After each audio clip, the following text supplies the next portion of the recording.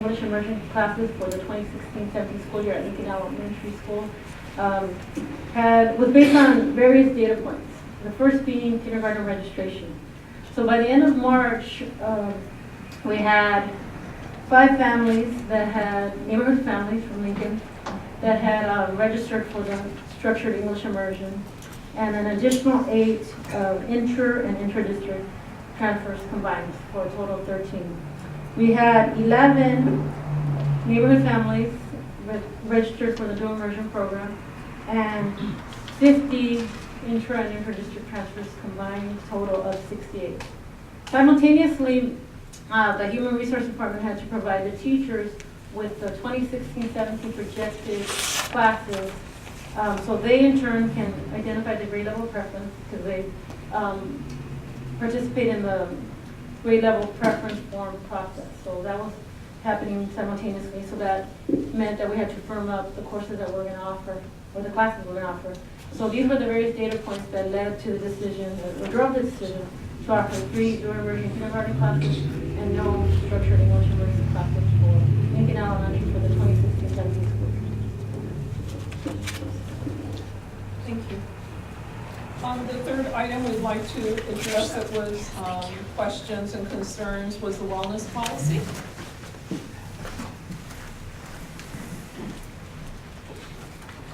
Recall the wellness policy was approved at our last board meeting, and there were some significant comments that caused us to pause and announce to all of our sites not to implement the policy until it was subsequently reviewed.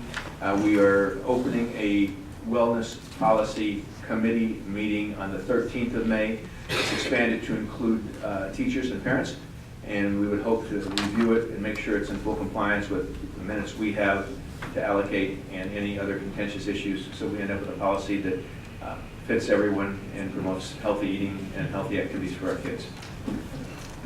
Thank you. And just the last item that I'd like to talk about, I know that with the contracts sometimes that are being approved and the number of signatures required on there, I just wanted to comment that the superintendent's signature on those contracts is not part of the board analysis. It is signed after the board, after those contracts have been approved by the board. So those were previous questions and concerns that we wanted to address at this board meeting. Okay. Individuals desiring to address the board on items that are not on the agenda, please feel free to step forward. Please state your name. Hello, I'm Christine Christian. I have 2 children in the district. First, I'd like to welcome Amy Ish and Estrada to the board, and as well as formally welcome Martha Martinez. I am speaking tonight not as a parent, but I'm speaking tonight as a Salinas pediatrician and an advocate for children in this area. Our office sees children from all of the 14 schools, and first I'd like to make it clear that I am not against the dual immersion program. However, I am very much against bullying. We see children affected by bullying in our office often, but I never thought I'd be standing here before you because of my concern about parent bullying that is affecting both parents and children at Lincoln. My colleagues and I have heard stories of the inequality at Lincoln over the last couple of years, and we have been completely appalled. We now hear of another principal forced to resign, parents being told they can't attend a neighborhood school, and this is truly unbelievable. Over the years, I have seen nothing being done to change the climate at Lincoln. And I've attributed this in the past to poor leadership for a past superintendent and the former board. But I have been hopeful, and I remain hopeful, that under the new leadership before me, measures are being taken to stop this bullying from continuing. I believe that each of you before me, like myself, do what you do because you are dedicated to the well-being of children. But I can tell you right now, because the people that we see in our office every day, that parents at Lincoln are hurting. Children are hurting as a result of the parent bullying going on at Lincoln. Just last week, I had a very upset parent come to see me, and she asked me to read this. Early March of 2016, I placed an inter-district transfer application for my son to be entering kindergarten to attend Lincoln. My son, a second son, is currently a second grade student and has an IEP at Lincoln for speech and language. I then received a call from the district office in mid-April notifying me that my child would be unable to attend kindergarten because the kindergarten English class was full. There was no room for him because it was completely full. She does have the name of the person who did tell her this. My second grader is in speech and language class at Lincoln. He was a transfer from Laurelwood and has finally been doing well at Lincoln. Although he usually receives speech 2 times a week, he now has not received any services at all because the speech therapist is on maternity leave.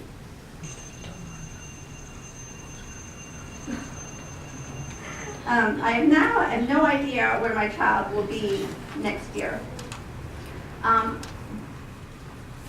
Ms. Martinez, we really want you to be the superintendent of all 14 schools. It's apparent that at Lincoln, perhaps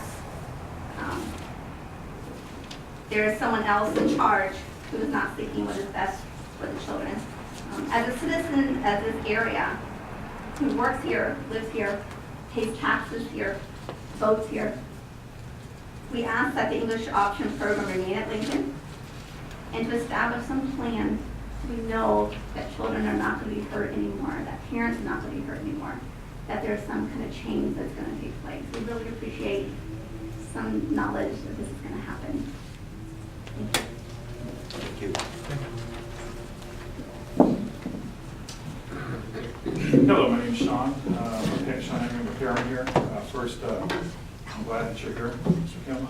I find some irony in that, and maybe that there's a message from above. I mean, we're talking about our kids. We're talking about our kids' safety, and that there hasn't been a result in over a decade in most of these schools, and that's different. I think this would have been the first city to not have a public library. We're weird in terms of the fact that we don't have crossing guards. So I'm very glad you're here. No offense to Mr. Garcia, I'm still glad you're president. I do see a big difference in the tone in here. I spent a lot of time coming to meetings last year. I spent the last year staying away, and I actually argue sometimes with some of my colleagues that there is a difference. And the fact that we had some questions answered shows me that there's a difference there. The great thing about videotape is that we have the videotape of when the contract first was passed, and it was for $5,000. And the original concern was we have a poor website that we found out was paid out $11,000, and now we see that more money was given out and it was fine. So I'm taking care of that for Cynthia so she doesn't have to take care of it today. And I'm also glad that as an optimist, I get a little victory because I lose a lot of arguments with Cynthia about the board and about the direction at different times. So I changed quite a bit of what I was going to say because of the changes here. But what I really want to say is, let's put aside that the parents of Lincoln who wanted to enroll in neighborhood school have been repeatedly sent away over the years, not just this year.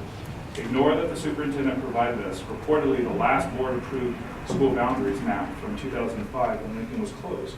Hence, Lincoln never was a neighborhood school despite it reopening in 2008. Ignore many of the board options they could do to balance school enrollment when designed. You look towards the last presentation about kindergarten projections. What was the question that the superintendent asked? How many SCESD students are we losing to inter-district transfers? Why is that important? When a student leaves, transfers to another district, the state funding, thousands of dollars per student goes with them. Conversely, if students are attracted to and want to transfer, a school district can pick up extra revenue. Now on the flip side, other SCESD parents have been asking why neighborhood and district students do not have preference to get into dual immersion programs, especially at Lincoln and New Vermont and Magnet schools. Let's put aside all the dysfunction for a minute. It's about money. Out-of-district transfers bring in new money, while neighborhood and district kids do not. So not only is there no real preference for neighborhood district students, the district actually wins financially for every new transfer student enrolled. So that's a true story of how the lottery system works. And that's the card that's been hidden all along. Thank you.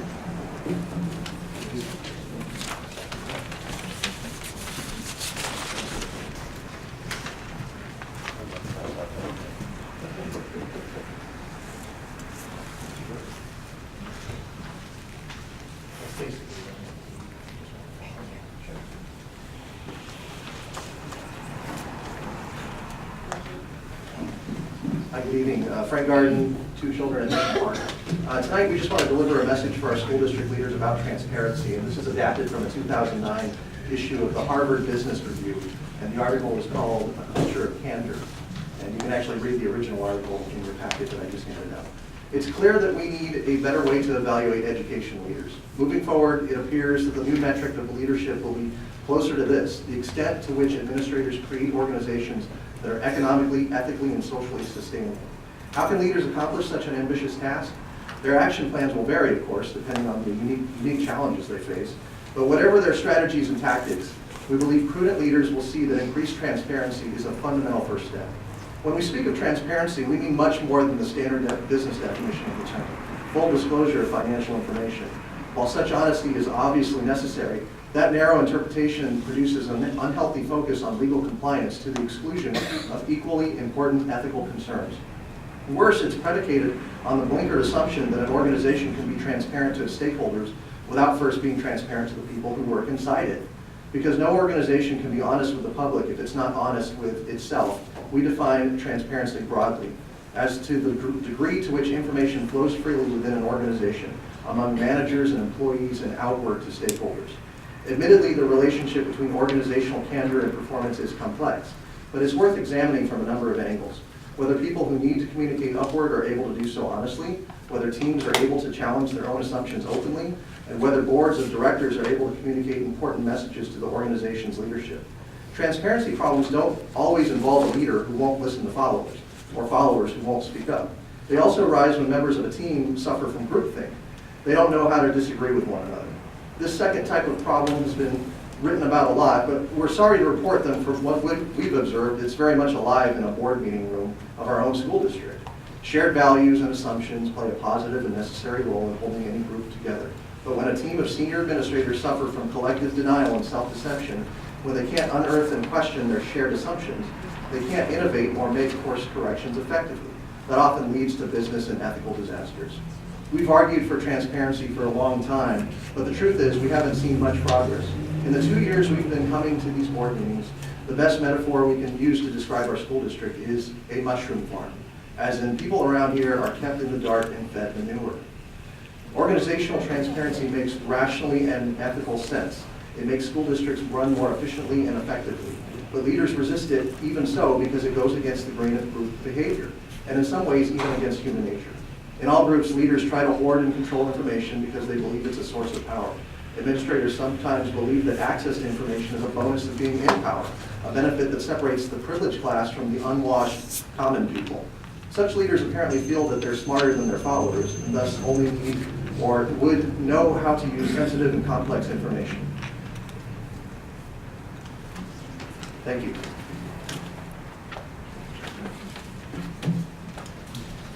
Cynthia Schaefer. A third type of transparency problem occurs when the board of directors abdicates its responsibility to provide genuine oversight. What executives are learning, often the hard way, is that their ability to keep secrets is vanishing, in large part because of the internet. This is true not just in open democracies, but in authoritarian states as well. Some far-sighted leaders institute a no secrets policy designed to build trust among all stakeholders. They will systematically collect data and solicit candid feedback from employees, ex-employees, and other stakeholders in order to avoid making mistakes, even actively seeking out bad news and reporting employees who provide it. To reinforce trust, top managers will act promptly to correct practices that employees have identified as problematic, issues that, if left unchecked, could come back to haunt the organization. Sorry, where's my sheet? Can you pause, please? Here it is. Thank you. A culture of candor doesn't just develop on its own. The hoarding of information is far too persistent in organizations of all kinds. That said, leaders can take steps to create and nurture transparency. The bottom line with each of these recommendations is that leaders need to be role models. They must share more information, look for counter arguments, admit their own errors, and behave as they want others to behave. Tell the truth. Leaders who are candid and predictable, they tell everyone the same thing and don't continually revise their stories, signal to followers that the rules of the game aren't going to change and that decisions won't be made arbitrarily. Encourage people to speak truth to power. Building trust takes time and consistency, and the reward is an unimpeded flow of intelligence. Sometimes that includes news and information that administrators do not want to hear. A clear-headed administrator will say, the only messenger I would ever shoot is the one who arrived too late. Many administrators, however, fail to understand that trust is a symbiotic relationship. Leaders must first trust others before others will trust them. Real leaders will say, I don't want any yes men around me. I want everyone to tell me the truth, even if it costs them their jobs. Speaking truth to power requires both a willing listener and a courageous speaker. Daring to speak truth to power often entails considerable risk, whether at the hands of an irate parent or a neighborhood bully. Admit your mistakes. Wise leaders do this. It was once said about Gandhi, he makes no compromise to admit having been in the wrong. Build an organizational architecture that supports candor. This task begins with creating norms and structures that sanction truth-telling. The executive selection process is potentially the most powerful institution lever for cultural change because the tone is set by those at the top. In fact, executives are seldom chosen for their ability to create a culture of candor. The habit of listening to contrarians is not a trait that most organizations seek in future leaders. Changing that system is the responsibility of the board of directors. Boards are the last line of defense against ruinous self-deception and the suppression of vital truths. If they are not vigilant in the pursuit of honesty, the organizations they serve are unlikely to have a free internal or external flow of information. Thank you very much for this opportunity.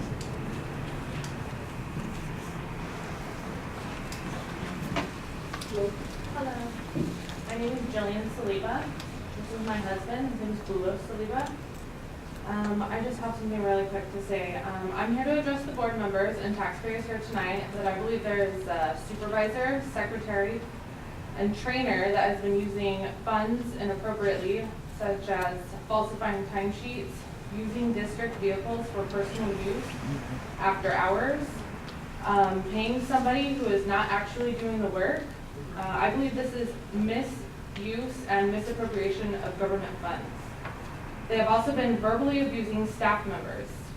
I have brought it to the attention of the administrators without any apparent action taken.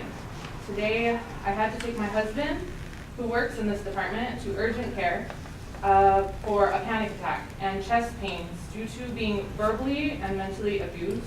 This has gone on for 3 years. Now that this is out in the open, I hope that the board will continue with a full investigation. Thank you.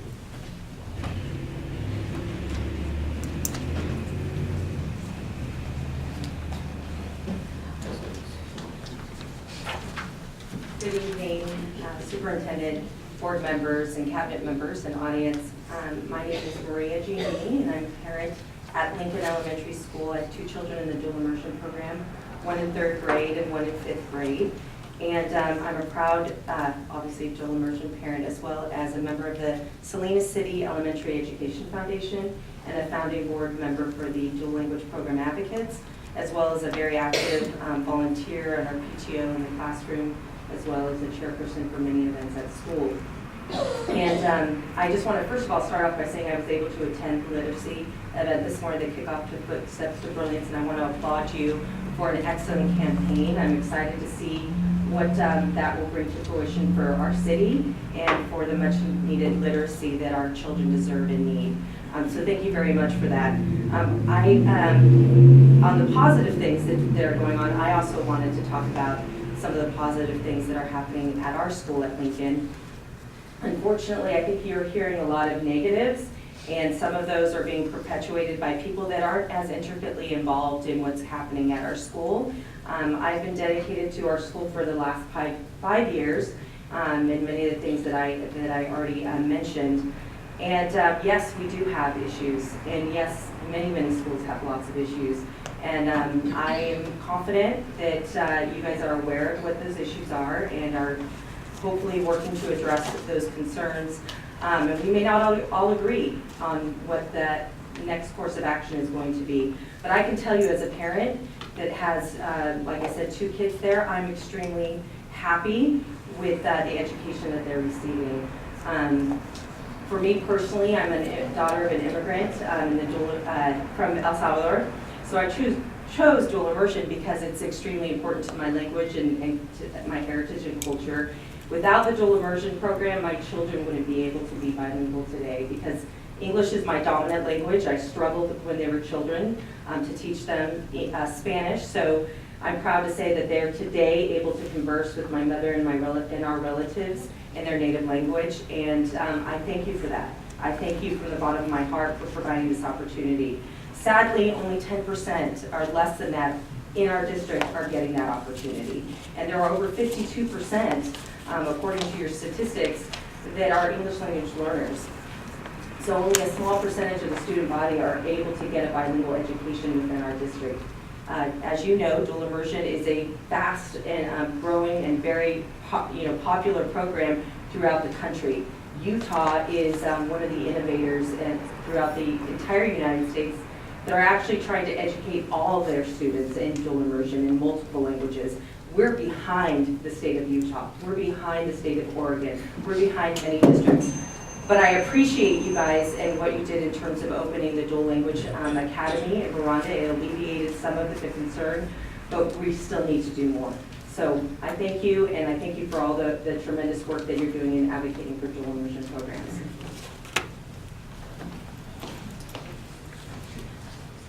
Hello, my name is Rosie Sanchez, and I am a representative of CSCA Chapter 149. And I just wanted to thank Superintendent Martinez and the board for inviting CSCA to the Footsteps to Brilliance. We're really excited that the district is taking that step forward, and we're excited for the children. Thank you for including us, and we hope that you continue to include CSCA in any of these types of activities. Thank you.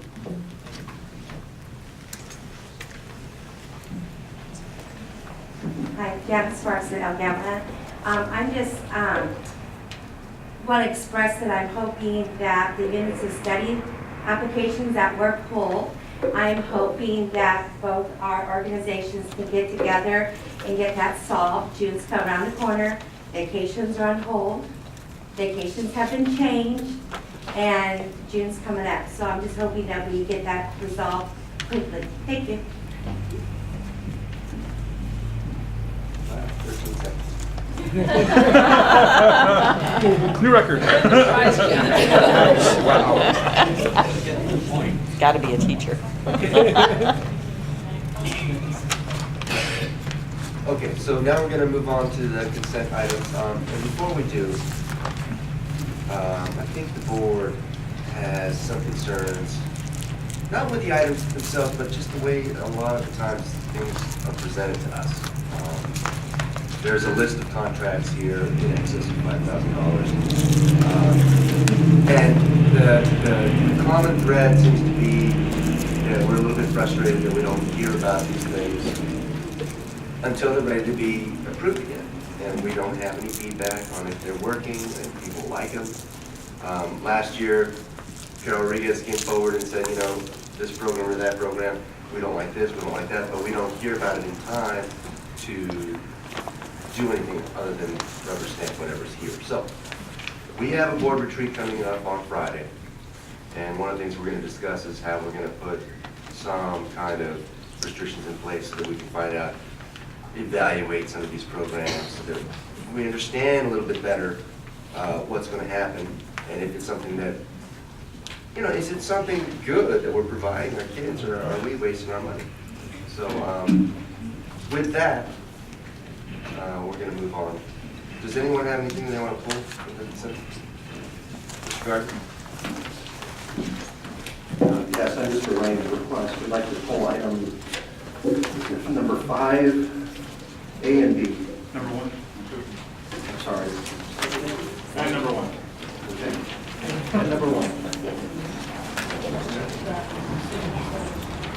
board minutes. Yes.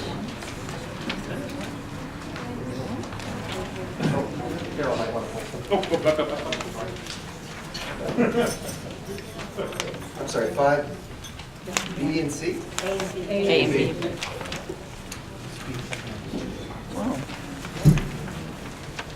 Who's Rodriguez? 5H through K.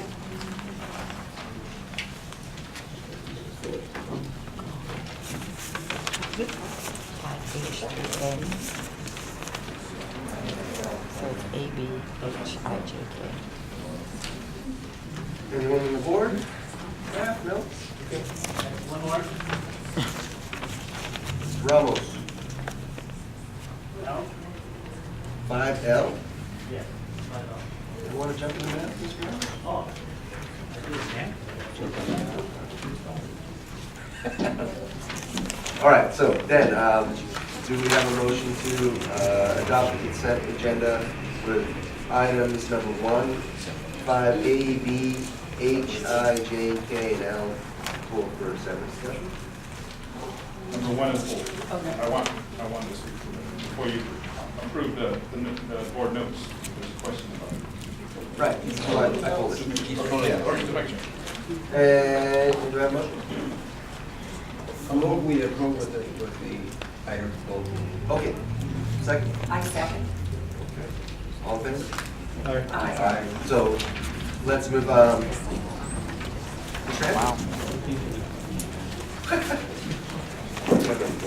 Sean Henry, on the contract, there was, in the notes, it mentioned Keith Thompson, and it was listed in the notes as a SLP for $15,048. And when you look at the contract, it actually says to provide basic education, counseling, and speech and language therapy.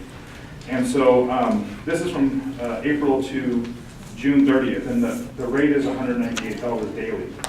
Since you have been passing a lot of speech and language items, the board is fully aware or know that the cheapest rate you're getting is $680 and up to $880 for the different contractors you've been providing. So I just was thinking that might need to be amended because it looks like it's speech and language therapy, but it's more likely the basic education and counseling, because that will be one heck of a deal that you're getting for $198 a day if they're providing speech and language therapy. So I just wanted you to be aware of that for the contract.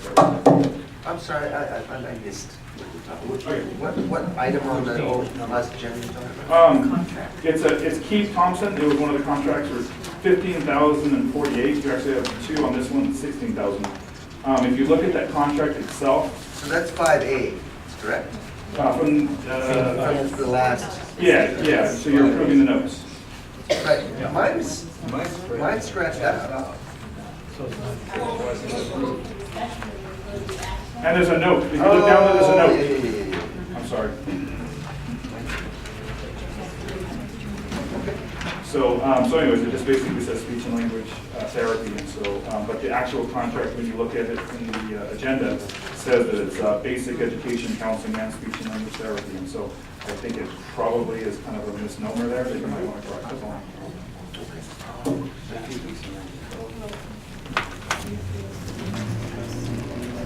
Is it a misnomer? It's $198 a day. You're basically been passing all these contracts for $122,000 because you're paying private agencies. The cheapest rate you have is $85 an hour. You're saying that this is for speech and language therapy for $198 a day when the cheapest rate you get per day is $680. So I doubt that it's speech and language therapy. Yeah. Thank you. Becky, your Director of Special Ed. I don't have what you're talking about in front of me, but I do know what you're referencing. And the contract for the Keith Thompson Center is for one student who's attending a non-public school who receives services of academic instruction specialized and speech and language services. The contracts for the speech and language, I think you're referring to, those were the therapists make per hour. So this is stipulated for this. Thanks for clarification. Thank you, Ms. Beer. Okay. On to the contracts.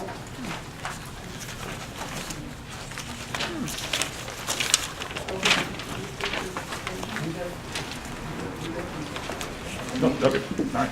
No, that's-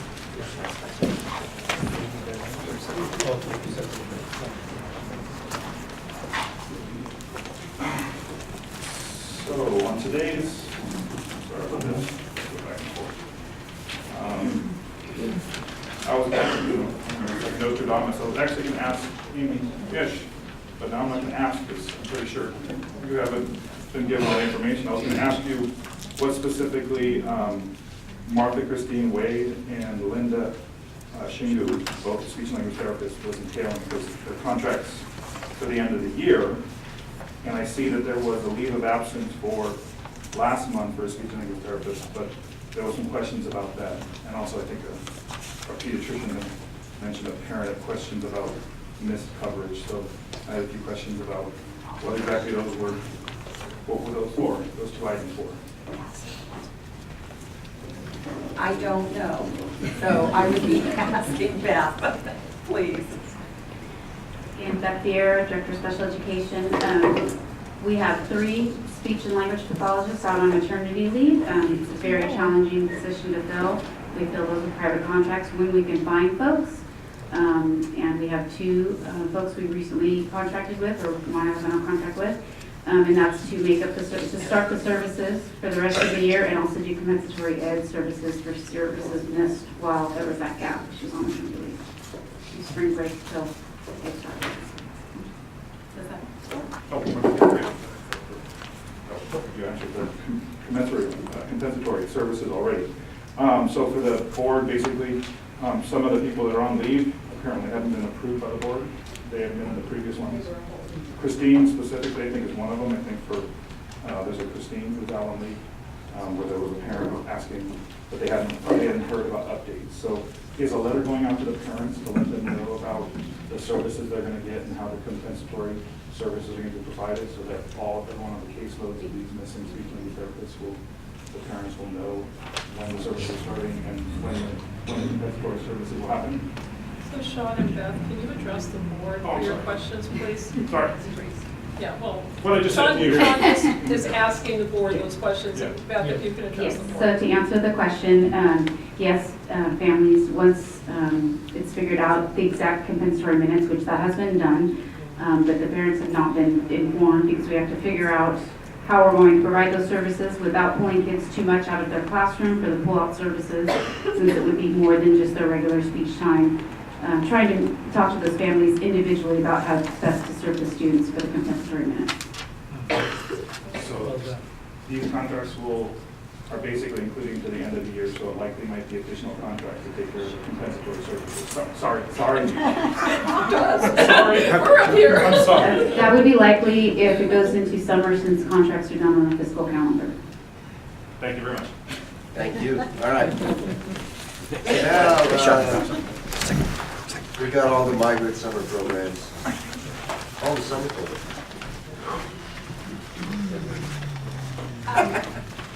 This is something that I've brought up in the past, and so I'm here again. The contracts, the district contracts for these 4 items, H to K, don't talk about times, like how many hours this is. It gives a beginning and ending date, but there's nothing about how many hours that will be worked, how many days will be worked. And I think that's very sloppy kind of contracting, and the board, I think, should be asking for something that's a bit more detailed, to just say that, gee, we're going to pay somebody to do something for $21,000 between June 28th and July 29th is not appropriate in my mind. There should be something that lets you know, is it every day of summer school, how many hours every day? So there should be more. So I hope I was calling that to the board's attention. Thank you, Ms. Rodriguez. Anybody else? Okay. member of the You have board the want to flag. comment? The flag. Yes, sir. Please.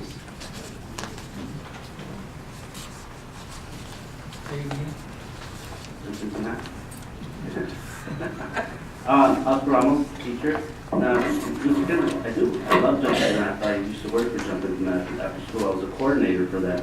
And it was a highly successful program.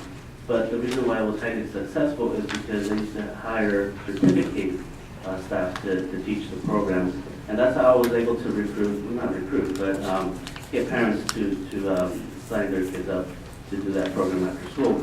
And I worked for them for many years, except this summer, this school year, because I've been busy. But the last time I was a coordinator and I worked for them, they started hiring other people other than certificated. So the quality from, certificated teachers who've been teaching 10, 15 years to hiring someone from college or someone else, quality is what I'm talking about. So my only question was, are they still hiring certificated, or are they just hiring anyone who applies? Because that's really the heart of the program is teachers teaching math, not just anyone teaching math. So to answer your question, I do love jumping math, but that was one concern. And Yes, Ms. Huerta. And I will be back to teaching jumping math. Okay. Do the board want any questions for Can you address that, Ms. Huerta?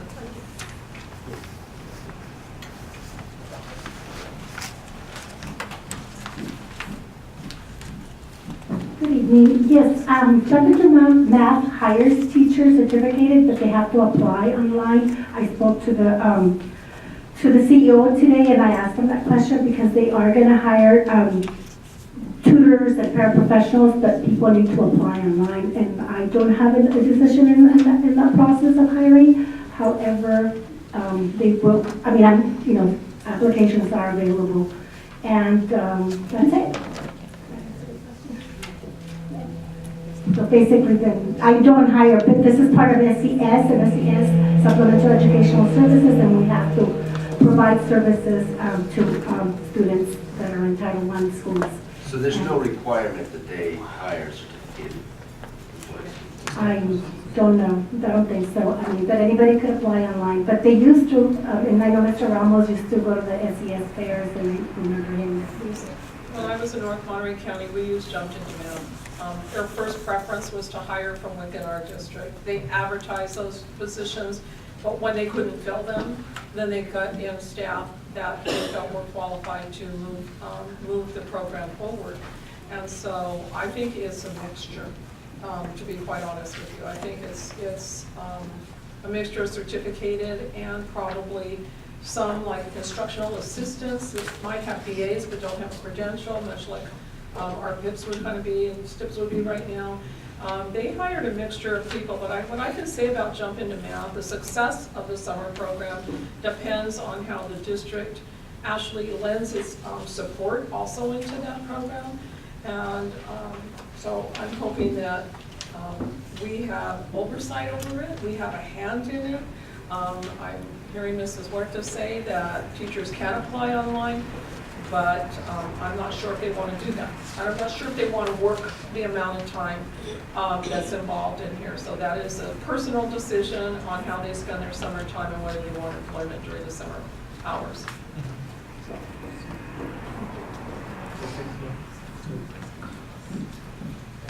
All right, so a question for Ms. Pritchard. Is there any, most of these programs start in June? Some do, yeah. Our main program, our main site-based program begins July. Can you come to the podium, please? Thank you.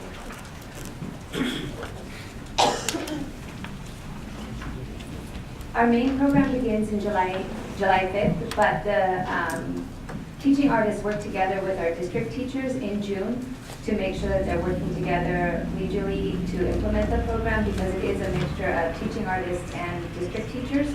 So for some of the teaching artists, the contract starts in June, late June, because they will not actually be working with students at that time, they'll be working with our staff to prepare and plan the program, although two of the contracts will actually be serving students through our continuous learning program, which is our home-based program that does start earlier in June. So the majority of the work of those teaching artists will happen July 5th through July 29th. And they work between, depending on the companies or provider, they work anywhere from 4 to 6 hours a day average. Okay, so, I mean, our next meeting is June 13th. So, these need to get approved tonight in order to implement these programs, or? Yes, we would not move forward with our summer program without approval. And sometimes we would like to bring it sooner, but we are also waiting on budget numbers and on their availability as they're letting us know what weeks they're available. We also needed to wait to find out which week sites would be available to run summer programs.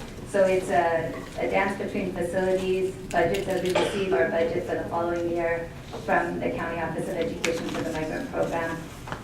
The process of developing the service agreement, which begins July 1st, which is the bulk of these programs. They actually are next year's programs. So it's that coordination of all those things, plus our migrant services are supplemental to any district services that the students should be entitled to. So it's also a waiting game to see what services the core program might be offering students before we go ahead and provide and design the supplemental services for our migrant students. But these are all paid for out of a separate. Yes, all of these services will be paid for out of migrant funding, which is why sometimes the later timing of them comes about, because they are funded from grants that we don't receive the allocation, tentative allocation until about April we received it, what it would be for next year. And as well, as I said, we need to make sure that our migrant students are available to attend the core programs that they're entitled to, and the migrant services would be above and beyond that. Thank you so much. Okay, so let's. I'd like to, yes. ask a question or two. Try this on Brandman University. How does it address the biliteracy certification, or does it? Which of the two are you referencing? That's number 7. Oh, no. Number 7 on the consent agenda? No? Brandman University. I could answer offline. Okay. Or Yeah. whenever you direct me to Yeah, that's okay. I'll hold up. Okay. So, let's do this. Do I have a motion to approve 5A and B, which are the speech and language? So moved. Second. Okay, we have a motion and second to approve items 5A and B of the consent agenda. All in favor? Aye. All opposed? Okay, 5-0. Now, we also have to go through 5H through L.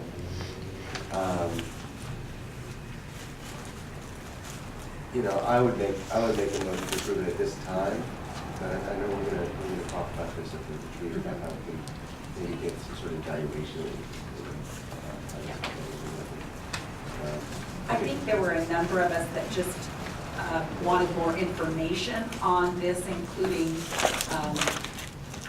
things like have these programs been used before, and thank you, Mary, because just knowing how the money comes and goes and not knowing exactly what you're going to get until the last minute explains a lot. But we just wanted to know some of the details, even like what you told us tonight really helped. It's not that we aren't in favor of these programs, it's just we'd like more information. So that is something that we talked about discussing. And Ms. Rodriguez, your point about the contract writing is well taken as well. At this point, let's just vote. This program, if I may. Yeah, go ahead. You know, working with migrant children and trying to get programs to them and waiting for the county to pass on it's due. You know, it's financing, and then we're also at the same time trying to keep them up. instead of falling down. Because migrant children tend to be looked at as they're getting free money. And that's not it. This is supplementary, and at the same time, it's targeting children to get the services while summer is there, so they won't be idle out there at home, running around the streets, things like that. But at the same time, health issues are very important to take care of too. So it blends together. And I appreciate your allowing me to make One that of the statement things that here. Mary didn't talk about, and Richard didn't talk about, was the district service agreement that is a huge document that the district and the regional migrant office approves. So the regional office is very scrutinizes the types of services that are going to be supplemental services that will be offered to our migrant students. And so these particular items that are on here have been written into the DSA. The other thing with Migrant, as Mary tried to explain to you, it's complex in terms of its funding models. You have regular year, you have summer school, you've got the preschool, the early readiness grant, and all of these things they make a dynamic and a complexity around not just funding, but also how we have to have these things approved, not just on our board agenda, but by the regional office. So the types of services that they want the migrant students to be receiving are portions of what plays into some of the programs I think that you're offering. Because you have to be up and above what the regular core program is offering. So I just wanted to say that. I understand, we just need you to dumb it down for us. The DSA, the District Service Agreement, is developed in concert with the District Migrant Advisory Committee, which is formed of parents of migrant students who are receiving services. And so a lot of input is from the families of students who participate in the programs. And we also take into account the feedback from our district staff, certificated and classified, who have worked in programs over the summers in terms of. And then that plan goes to the regional level and is approved by the PAC, which is the Parent Advisory Committee. It is complex, and it is not, it's not an easy. So it's been well vetted, and we're not just throwing money willy-nilly. I want more information, just like you do too, around evaluation and program effectiveness. But what I'm saying is that these services over time have been approved by the regional office as programs that they see have been working for their migrant population. Okay, so do we have a motion to approve H through L as a block? So move. Okay, I'll second. All right, so there's a motion on the floor to approve 5H through L of the consent agenda. All in favor, say aye. Aye. All opposed? Okay, 5-0. Of an item that was on the consent agenda. It's not a question or anything, it's just really accommodations to the LGAS staff that is here tonight. If you can just stand, I want you to stand because I know you came for your one item tonight. What I want to say is you set a model, and probably is the reason why all those questions were asked, because your consent agenda item has so much meat